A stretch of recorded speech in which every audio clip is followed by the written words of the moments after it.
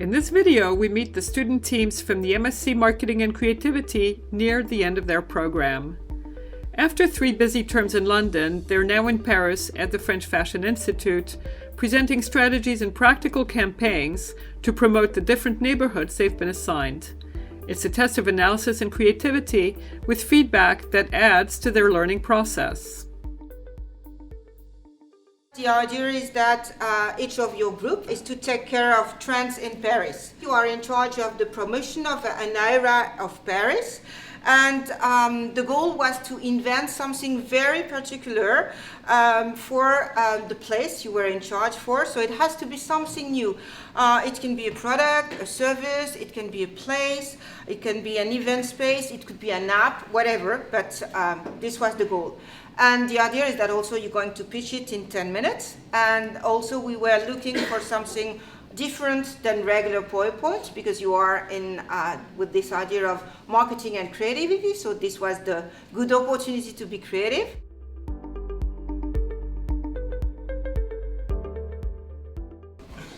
So hello everyone, we are Team A. For our zone in Paris, we had to go to Champs-Élysées. I think that we already know Champs-Élysées very well. It's one of the most popular sites in Paris. There are many tourists, and especially on Sunday. This Sunday was full of tourists, but we saw that there's full of shopping area, there's full of malls, restaurants, and it's very, I can give you some data, there's around 100 million, no, 100 million people go around in Champs-Élysées, 20 million tourists, and at least 300,000 people a day walking and shopping in this area. So our idea is to implement something to catch those people, and Hannah and Luis will tell you all about it. The Champs-Élysées is already famous for being one of the most successful shopping streets in the world. When you think of these big shopping streets, you know, in capitals around the world, you think of Oxford Street, you think of the Champs-Élysées, and we thought, how can we improve something that already works so well, something that already attracts so many people? So, I present to you, from the beautiful country of Peru, our visiting tourist, who has come to the most beautiful city in the world, which is Paris. Hola, Luis. Hola, how are you? I'm very good. How are you finding Paris? Nice. I'm pretty lost here in Champs-Élysées. Are you a little bit lost? Yeah, I don't know where to shop. I already shop, but I will continue shopping. You want yes, more? Yeah, I want more.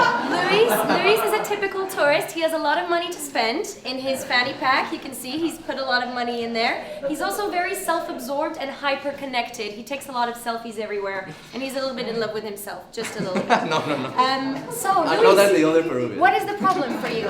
What is the problem? I'm pretty lost. I don't know where to shop. I would like to know where are the sales or which stores. I don't know. I don't know. And what you might be interested in is taking your shopping experience to a whole other level, which would be a digital level.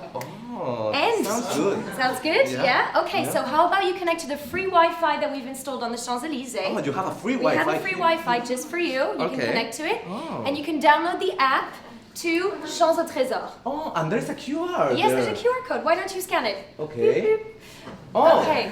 Oh my God! I entered to act like a contest. Yes, this is Okay. absolutely a contest or a game that anybody can really access very easily with this huge banner that's right across the Champs-Élysées. You can't really miss it. People are curious about it. They want to know what it's about. Once you scan the QR code, you just have to register. You have to put in your name, you have to put in your gender, and you have to put in your age. This data is going to be used later on to make this experience completely tailored to you. Okay, so what do I need to do?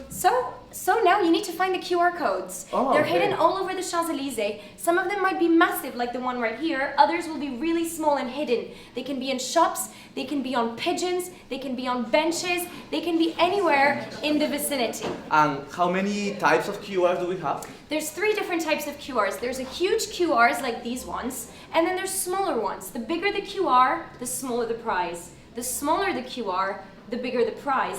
And obviously you can imagine the small ones are a little bit harder to find.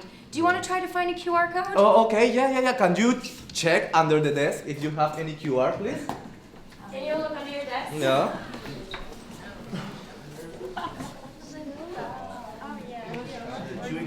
Oh my god, fine! Yeah, okay, give me the QR, please.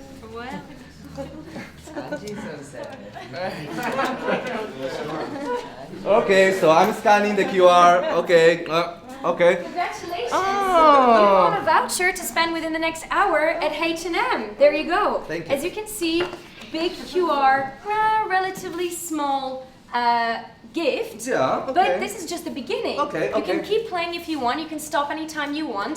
The most important thing is that if you want to get to the smaller QR codes, which are the most interesting ones with the bigger prizes, you have to make sure you use all your vouchers first. So I need to use all my vouchers, buy a lot to get the final prize. Exactly. And what's the final prize? The final prize, if you find the tiny, tiny gold QR codes that are hidden very well around the Champs-Élysées, you can enter a lottery to win a VIP shopping trip to Paris, which you can attend within the next year. And when we talk VIP, we're going all the way. Chauffeur, luxury stores, anything that the tourists expect from the Champs-Élysées. And money too? Yeah, obviously money Oh, too. Thank you. Thank you.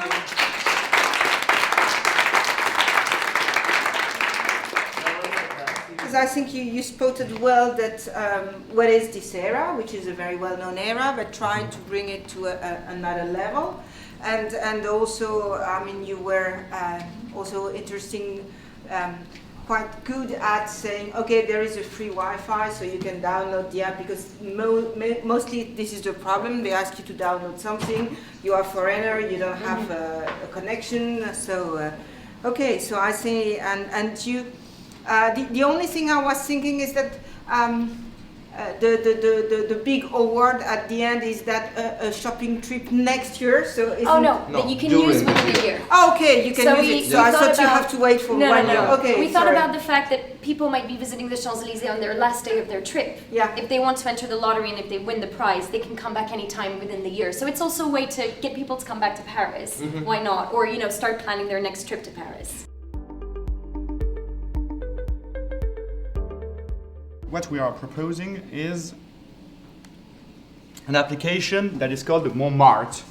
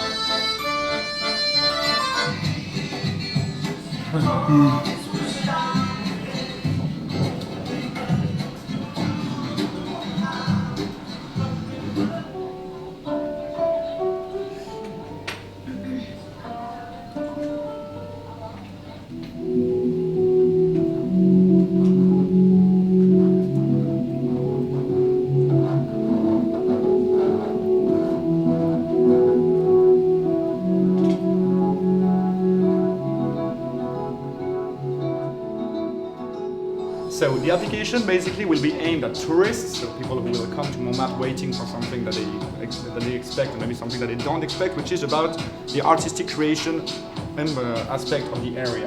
So this app will be targeted mainly for foreigners, for foreign tourists. This will inform them about the caricature, like information, who has the best price, about the cultural influences of every place, like about where did any famous writer or painter or who went to have a coffee or to have a dinner, and also it is mainly about describing the cultural influence that rules each one of the streets around Montmartre. So it is about only about that actually. So I have nothing else to say. I think it says it all. So yeah, so the video says it all.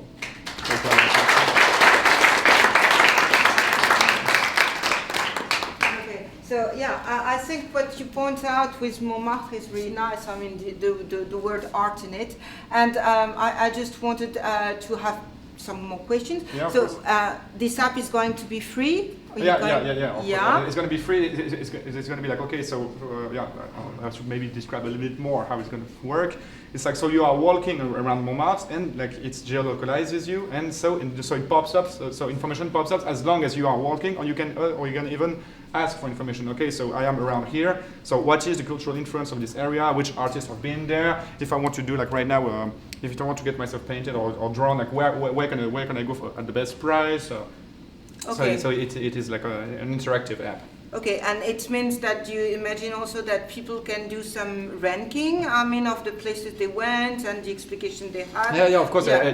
Because then the tourists will have also the opportunity to grade, to rank, of course, to give a grade of to every area, to every street, so they can have different opinions in the different languages, of course, because sometimes we all know that the French aren't very good English-speaking people, so. And did you think about how the people would be aware that there is an app? Yeah. So that's a very important question, and thank you for asking it, because this is something that I forgot to mention. Is the fact that this is a bit of a crazy idea, but I think it might work. The video that I just showed would be displayed in a plane right before it lands in Paris. Because back in my previous experience, I had some videos like that were shown on display right before right at the moment of landing, so the customer doesn't have any choice but watching the video, where it's pretty much about advertising the city. So we could do a partnership with the Paris city, because we're not promoting any kind of business or anything. It's just an app to help the tourists to better understand the cultural influence of Montmartre. So this movie would be displayed in airports and in the planes, because we wanted the customer to have the opportunity to download directly the application, and there's not always a Wi-Fi on the streets, and also at the airport at least there is the Wi-Fi, so he can download it instantly. Basically, what is this area all about? Saint-Germain-des-Prés, it's basically a very rich and intellectual area. We went there and we saw that there are many famous historical coffee shops, Parisian coffee shops, such as like Café de la Flore and the Flore Café Bucci, and also some art galleries. So this is an area where people go out, like to both for tourists to go visit these famous coffee shops, but also for intellectuals. But how it is related to the Luxembourg Gardens? Actually, if you walk about 15 minutes, you can reach the gardens, and we found out that all the local people who live in Saint-Germain use the Luxembourg Garden as a place to gather on weekends especially. Why? Because inside the gardens you can have a lot of different activities, from activities related to the healthy trend and to sports, such as you have a lot of gardens, and you have a lot of tennis fields and basketball fields, and also you can just simply run inside the garden. But also from the other side there are some leisure activities, such as you can play the chess, for example, and you can also ride ponies. There are activities for the children, and there are swings and different kinds of activities both for children and adults. In the same time, there are also many tourists. So actually the customers, the kind of customers who use this garden are both locals and tourists, both children and adults and seniors. The problem is that with all these kind of people, the garden becomes crowded very fast, and everybody wants to have access to the different activities, but they cannot, and you have to wait a long time. That's why we thought about creating a service that could improve the customer experience inside the garden. And Deborah is going to explain you what it is. So basically, as you can see, it's really crowded. So the thing here is not to bring the flow in. Some people would like even to bring the flow out. The thing that could be really interesting there is to really help them plan their journey in order that they will not spend half of the time waiting for a game or something to be free for them to play. So we come up with websites, and that can also be declined in an application. So as you can see, it's really user-friendly. Here you will have all the activities that you can play, and here you have a timetable where you just have to book your slot and just write your name. Like that, it's for you and no one will be able to check it. So as you can see here, this is really what's going on right now. So it's really crowded and there is a lot of kids, so the parents are a bit worried because when there is too much people working on the same game, especially for kid games, it can be dangerous. So it could be way more easier than to have this kind of stuff, for example, with less kids, and it will be safer and everyone will be more easy-minded.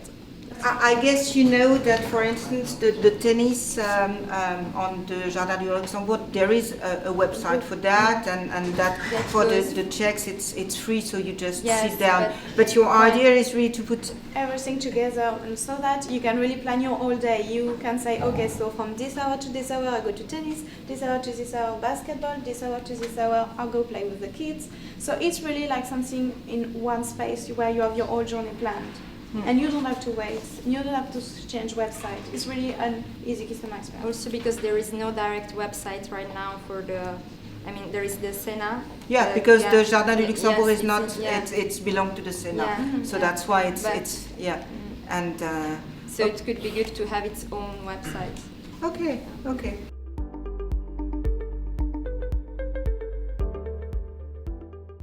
Okay, our project is called escpeurope. Basically, we were assigned with premier arrondissement, and the areas that it includes is Place de Concorde, Place de Vendôme, Jardin des Tuileries, and the Jeu de Paume, Musée de l'Orangerie. So basically, what we wanted to do and the way that we wanted to show it is through a website. It's gonna comprehend the four main categories that these areas mean. So this website is gonna show information, and then we wanna provide you with information how this is gonna be presented to tourists and locals. So first of all, we're gonna start with culture.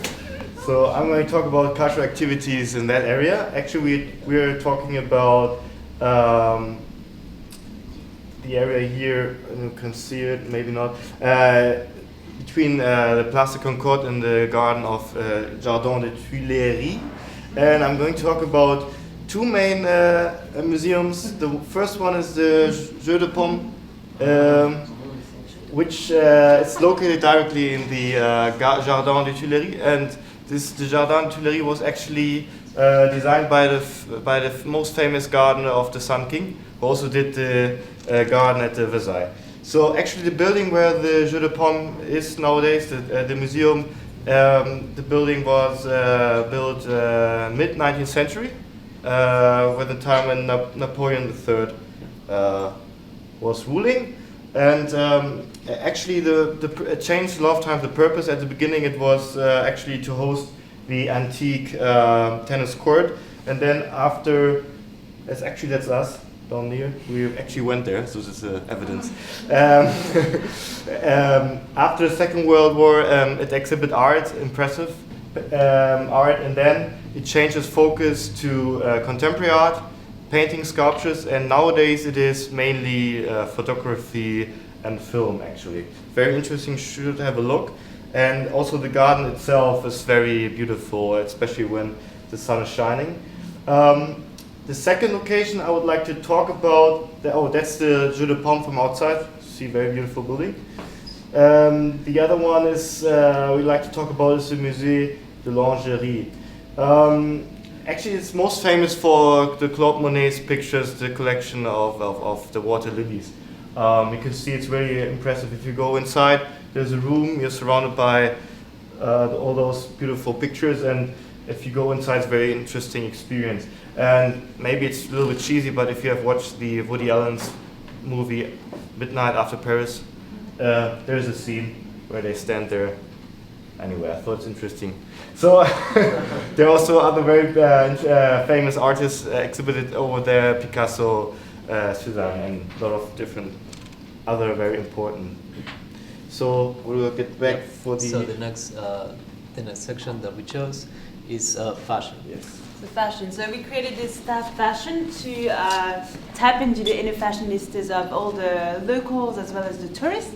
So stuff that you might not have known is that Chanel, for example, lived in Place de Vendôme for more than 30 years. She actually resided in the Ritz, and apparently she took a lot of inspiration from this place. Also Vendôme, the Événement area, when you look a little bit, it's full of old watchmakers and prestigious watchmakers. And around there's a number of very prestigious haute couture houses, as well as more modern fashion shops such as Colette. So we just want to explain in this tab how you can make the most of this fashion area and really have a good time, basically. Yeah. And then there's hotels like Maxime and also La Durée, where you can also do some food shopping, which is also very nice. The map, the website, and now our section is landmarks. So with the landmarks, we wanted to dig a bit deeper in the history of those places. So it's did you know that? So it's historical curiosities. So if we start from Place de la Concorde, it's got a very nice view, so Arc de la Triomphe, Champs-Élysées, the beautiful obelisk, but actually it's got also a dark side from an historical point of view. That's where the guillotine was positioned during the Reign of Terror. So in 1794, 1,300 people had their head chopped off. So there was blood all over, so this is the bloody story of Place de la Concorde. So not just the joyful place it is today, and it has always played an important part in the French history, but also this very dark side. So this could be a point of reference, and also Jardin du Luxembourg. There are amazing gardens, and name, for example, derives from the tiles, because in that location there were many workshops producing tiles. And Place Vendôme, as Carmen pointed out, there's the Ritz and Coco Chanel estate there, but also Hemingway. And it was said that they created the first Bloody Mary cocktail for Hemingway. So this is a kind of important information that can be interesting. It's interesting because since the beginning now we are been seeing 4 of you guys, and we have a lot of things dealing with computers and app and everything, and there is one dealing with real world, back to real world, which was done by a group that I know is very geeky, so that's funny. What I see also in the 4 groups is that maybe you have the feeling that in Paris it's not easy to find information, to know where you are, what the history of the place you are, and it's true that there is not an app or a website that you can just click and have some kind of backgrounds, and I think that's why you did it. So we were assigned with the 14th, which is a place Parisians not really go to except during summer, and that tourists don't know at all. So we had to be creative, and it was quite a challenge. So the 13th is like this part, so la Gare d'Austerlitz, IFM, and BNF, la Bibliothèque François Mitterrand. So it's really on this part we decided to focus, the BNF. So one challenge was to promote it among the Parisians, because as I said, it's not touristic. So we tried to be like the PR of this area in Paris. Okay, so we considered ourselves like PR and events planners, and we decided to create a website to promote the combination with IFM and BNF, Bibliothèque Nationale de France. So we created we thought about creating a partnership between both, and it's called IFB, which is actually a mix of IFM and BNF, and it's about integrating fashion dans la bibliothèque and bringing life to the dogs.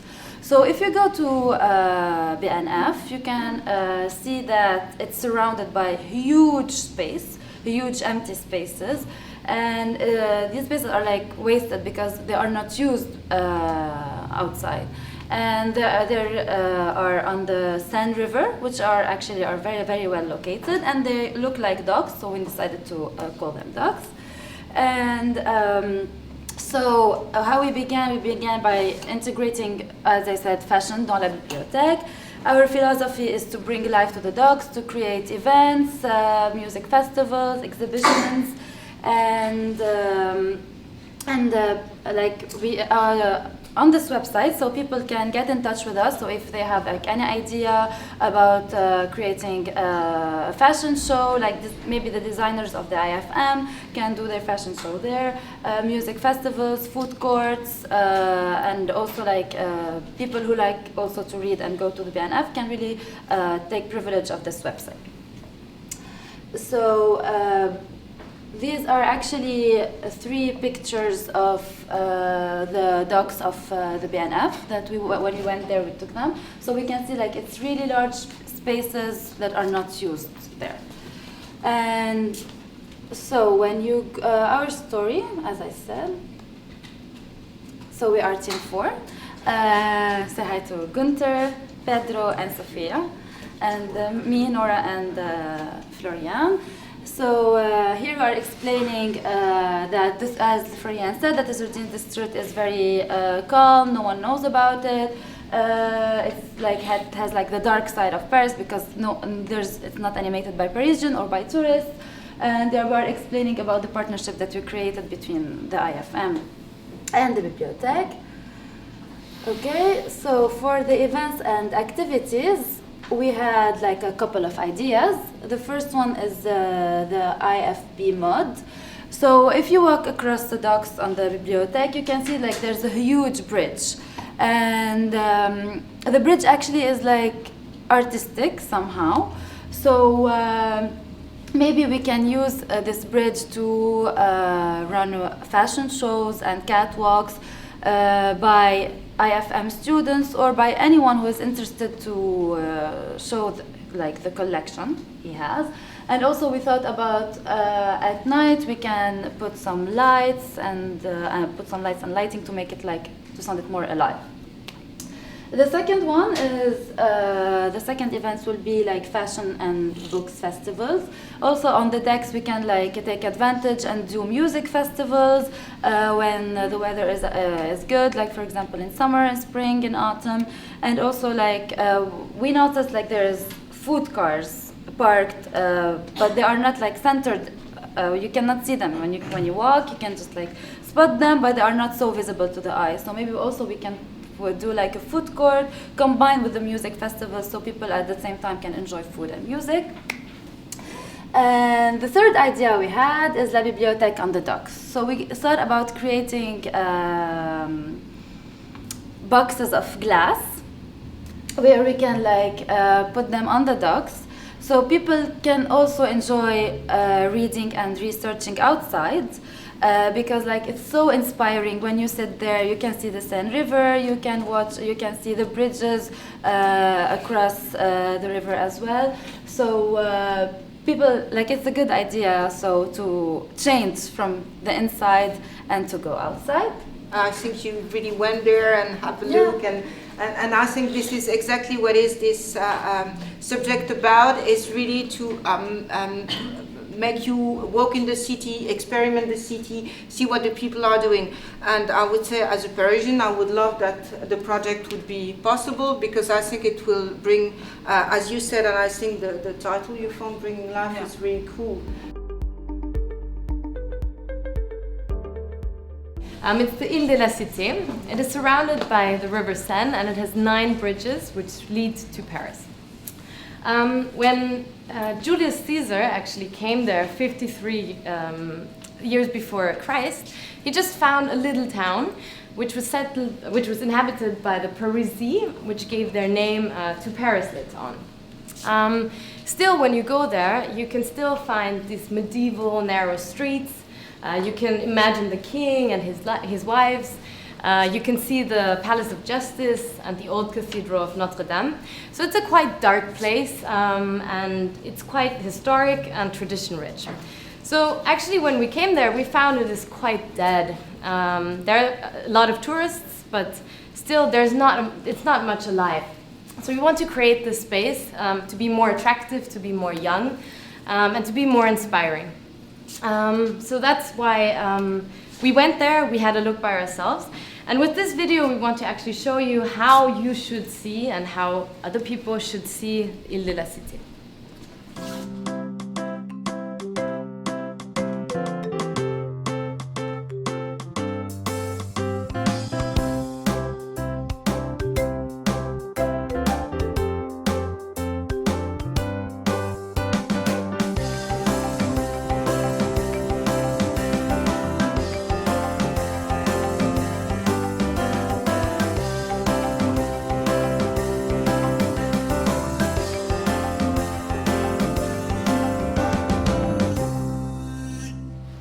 So now Alex will explain the main concept and the main name of our idea. Thank you, Lisa. So I will just introduce one concept, but Vikas will speak about it. It's called art en scène. So I will write it down, and then Vikas can explain it to you.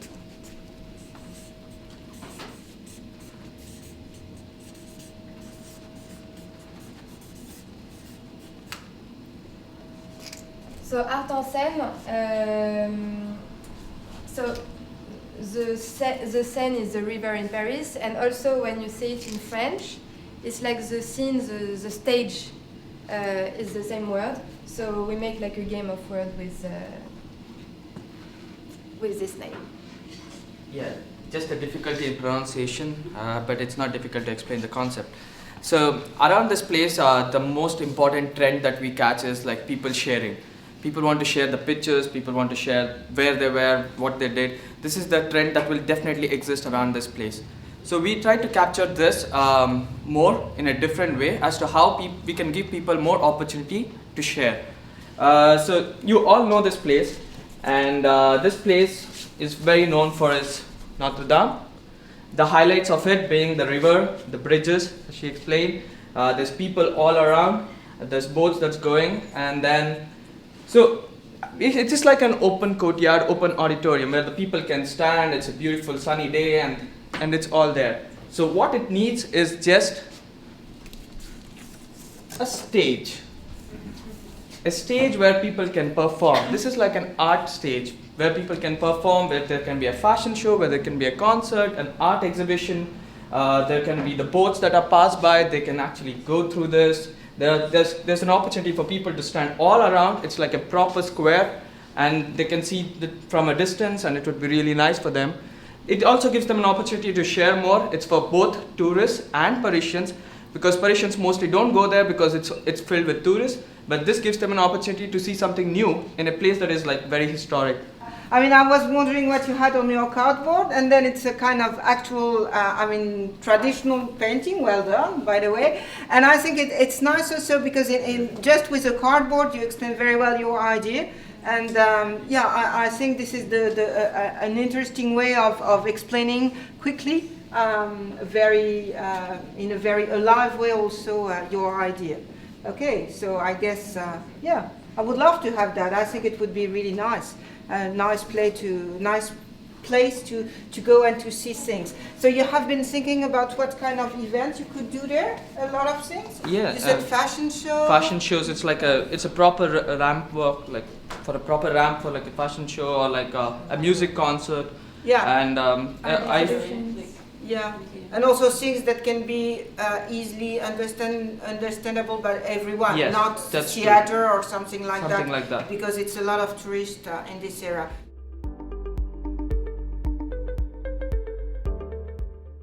So we're going to talk about a really interesting place in Paris.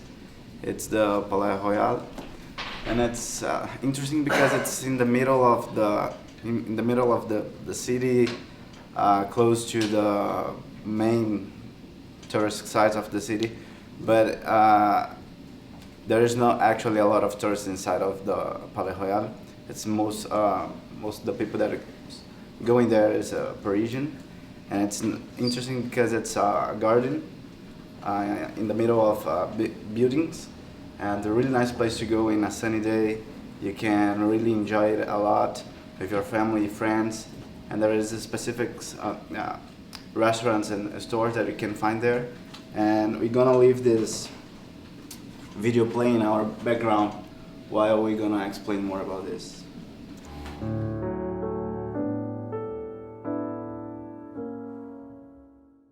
Our area was around the Grand Palais and the Palais Royal, and we first thought, okay, this is our main attraction, and we looked at the Palais, and then we thought, actually, in terms of rent and what is always happening in those kind of main attractions, we thought it's impossible to actually get in there and do something there, and we didn't want to disturb basically everything, because there's already so much going on around the Palais itself, so we wanted to take something where there's not so much going on.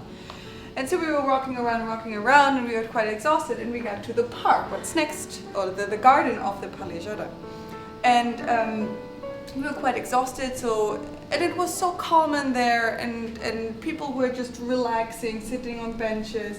So we thought, okay, why don't we relax here as well? And we thought, this is such a nice place. The only thing what's missing would be now something nice to eat, because, you know, there are some around the corner, there are this kind of dodgy carts where they sell weird crepes, what they reheat, what are really not nice. So we thought some really good food would be now perfect for our situation. So this is why we came up with the idea to...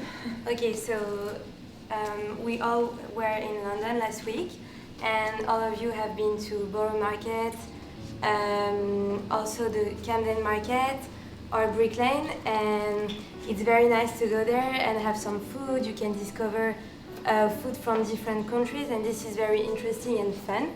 So that's why we realized that this spot is just the perfect place for a food market, and also it's a new trend that is coming to Paris right now, because I don't know, but few of the people of the class went to a food market last week. So it's very trendy, and it's something that could work in Paris, and it could be a way to attract at the same time Parisians, but also tourists. So this event will happen in June, next summer, for a month, every Sunday of the month of June. And we want to bring international food into Paris and make an attraction in this park that is not very attractive in terms of food and everything. So this is a good opportunity for this place. Okay, yeah, so basically, we have just a little bit of more concept here. So basically we start thinking, okay, how we're gonna organize everything. So the whole, food market would be basically sponsored by the council of the area and the tourism, what's the French word? Okay, and the tourist department of Paris. So we started to say, okay, how we can create buzz around these things. So we basically plan on two different kind of competition that are gonna go on social media. So the first competition will be basically sponsored by all the places around the area and around Paris. It could be like eco shops or small restaurants, or even like chefs, or people like that work in the food sector, and they will start to have like a campaign with an hashtag which is vote the best dish. So customers that are gonna go there and they start ask them to vote their best dishes and to put hashtag on social media. So Palais Market, and PMA approved, which means Palais Market approved. And basically through this competition we are gonna select then the restaurants, the chef or whatever it is that is gonna win the possibility to have his own track or place at the market. Then we're gonna create the market, and we're gonna engage consumers and ask them to vote the 10 top dishes, and again through Instagram with this hashtag. And this is gonna let the restaurant or whatever the person it is that's gonna hold the track to win a special badge, the Best of PM 2016, and we want this to create, you know, more interaction, more buzz on social media to attract young people, international people, people who love to travel, tourists, foodie people around.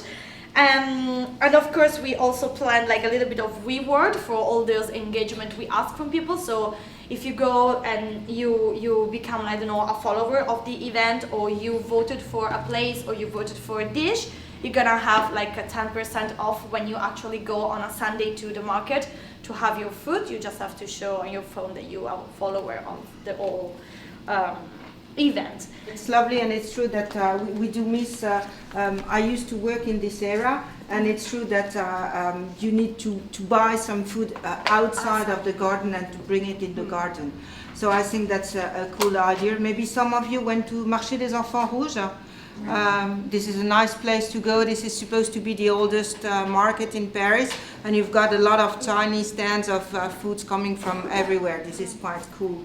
The only thing I'm concerned about is the fact that it might be difficult to enter food trucks into the area, because as you see, there is no really road, and I guess that the people also who are very lucky or lucky enough to be living in the area of Palais Royal are very concerned about you know, there are a lot of restrictions about how for instance, the curtains should look like with white and pale grey stripes. So I'm just wondering that if you want to have an okay from the neighborhood, you have maybe to take care of some kind of okay, well, you know, I didn't maybe really know about it, but booths are exactly. given basically by the council, and then you just come with your the food, little wood one, and everything looks the same. Nice. Yeah, I think so. We took the inspiration from this one that was like in London, and like because we all were in London before, and we just thought there were so many food markets, and especially here where Sunday most shops are closed.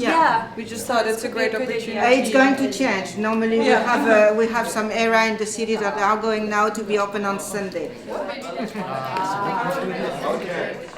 People need some help as well. I'm here as well. Okay, that's fine.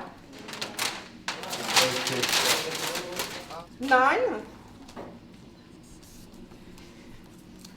5,